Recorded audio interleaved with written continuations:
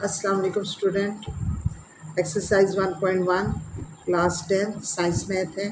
Question number 3 है, उसका 8वां part है और इसे कंप्लीटिंग स्क्वायर से हल करना है, यानी क्वाड्रेटिक इक्वेशन है और इसे आपने कंप्लीटिंग स्क्वायर से सॉल्व करना है। कंप्लीटिंग स्क्वायर में सबसे पहले आपको जो कांस्टेंट टर्म होती है उसको लेफ़्ट से राइट शिफ्ट करना होता है।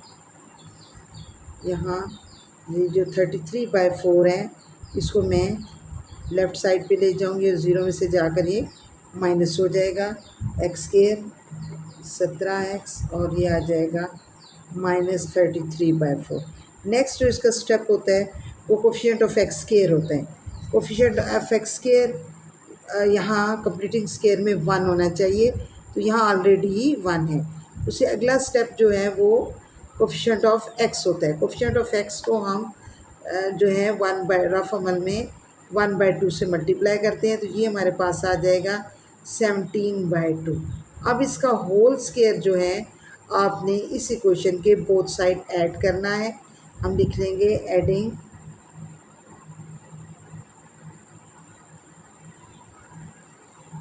17/2 whole square on both side. तो ये x का होल स्क्वायर भी लिख लेंगे 17x और ये जमा 17/2 whole square is equal to -33/4 plus 17/2 का होल स्क्वायर आ गया। अब ये दोनों वैल्यूज़ पर स्क्वायर आया है, तो ये स्क्वायर प्लस 2ab के फार्मूले में plus 2ab plus b square के फार्मूले में क्लोज होगा, यानी x आ जाएगा और ये वाला प्लस आएगा 17/2 का होल स्क्वायर।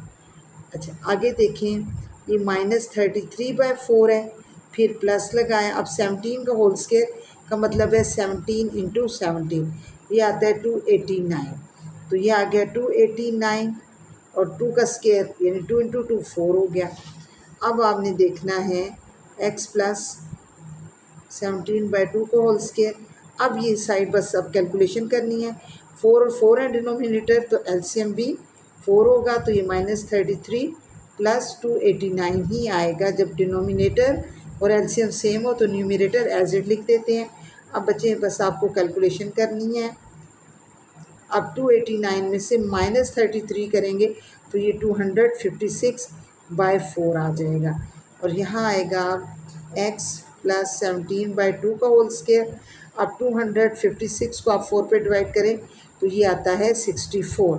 अगला स्टेप हमारा होता है टेकिंग, क्योंकि यहाँ अब स्क्वायर है तो स्क्वायर को ख़त्म करना है, तो taking square root on both side, यानी ये जो आपकी इक्वेशन बनी है इसके दोनों तरफ आपने स्क्वायर रूट ले लेने। तो मैं अगले पेज पे शिफ्ट करने लगी हूँ। x plus 17/2 whole square is equal to 64। मैंने पीछे लिखा है कि taking square root on both side, तो मैंने इधर स्क्वायर रूट ले लिया। स्क्वायर और अंडर रूट एक दूसरे कैंसिल करते हैं, तो ये हमारे पास आया x प्लस 17/2 और इधर 64 का जो अंडर रूट है वो आएगा +-8। अब आपका क्वेश्चन सॉल्व है, बस आपने अननोन की वैल्यू निकालनी है यानी x की। अब आपने इसको एक दफ़ा 8 + 8 लिखना है और एक दफ़ा आपने x प्लस 17/2 को -8 के ऊपर लिखना है। ठीक है, अब यहाँ से कांस्टेंट हम दूसरी तरफ ले जाएंगे तो +8 आएगा और ये -17/2। अच्छा, जिसके डिनोमिनेटर में कुछ नहीं है वहाँ 1 लगा लें। अब 2 और 1 का एलसीएम 2 ही आएगा, तो यहाँ आ जाएगा ये 8/1 को जब हम 2 से मल्टीप्लाई करेंगे तो ये आ जाएगा 16 और 17/2 को जब हम 2 से मल्टीप्लाई करेंगे तो आएगा 17 और एक आंसर आ गया 16 में से -17 किया तो -1/2, यानी छोटी रकम जब बड़ी में से माइनस होती है तो आता है माइनस। अब एज इट बिल्कुल इसी तरह इधर भी करेंगे, ये 17/2 दूसरी तरफ शिफ्ट करेंगे तो -8 -17/2 आ जाएगा। इसके डिनोमिनेटर में भी 1 ले लेंगे। अब ये x हमारा एलसीएम आएगा 2, जब हम -8/1 को 2 से मल्टीप्लाई करेंगे -16, ये वाला -17/2 को जब 2 से मल्टीप्लाई करेंगे तो 17 रह जाएगा और ये आ जाएगा -33/2। इस तरह बच्चों हमारा सॉल्यूशन सेट बनेगा -1/2 और -33/2, ये हमारा आंसर आएगा। और इससे जो नेक्स्ट 2 क्वेश्चन है बच्चों, वो बहुत इंपॉर्टेंट है, उनके पेपर में आने के चांसेस बहुत ज़्यादा होते हैं। Okay, thank you.